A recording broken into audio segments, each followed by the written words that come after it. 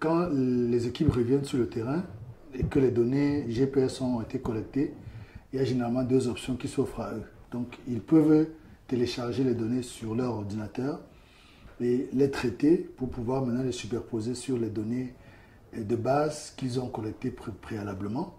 Ou alors, ils peuvent les télécharger directement sur la base de données sous-régionale que la Rainforest Foundation a mis en place. Et à partir de la base de données, ils pourront traiter cette information pour pouvoir produire la carte dont ils ont besoin. Donc il y a ces deux options qui s'offrent à eux.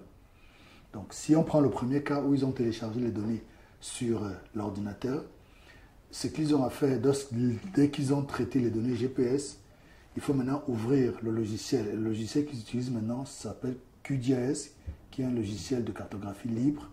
Donc ils ouvrent le logiciel et ils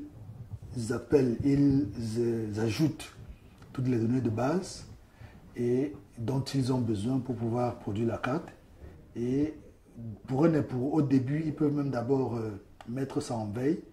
Et ensuite, ils ajoutent maintenant ces données GPS qui ont été collectées par les communautés. Et parce que les données GPS généralement viennent dans plusieurs GPS, il faut maintenant les mettre, comme c'est en plusieurs couches, il va falloir les mettre maintenant en différentes couches d'informations et non pas en couches de données GPS. Leur travail au bureau pour prendre toutes les données qui sont dans chaque couche de données GPS et remettre cela dans une seule couche d'informations. Donc quand ils auront fait ça, pour toute l'information qui a été collectée, l'étape suivante maintenant, ce sera de développer l'icône telle que ça a été développé avec la communauté.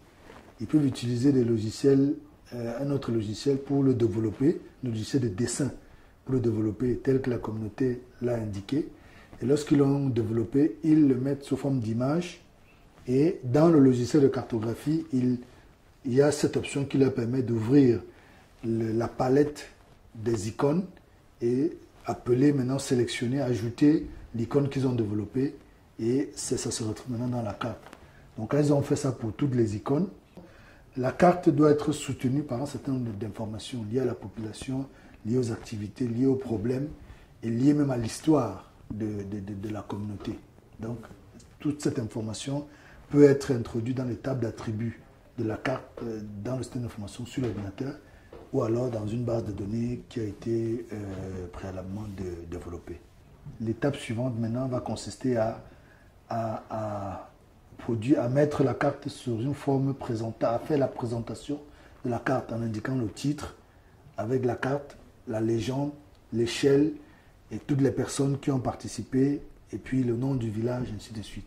Donc quand tout cela est fait, ils ont fini avec leur processus de production de la carte sur le système d'information géographique.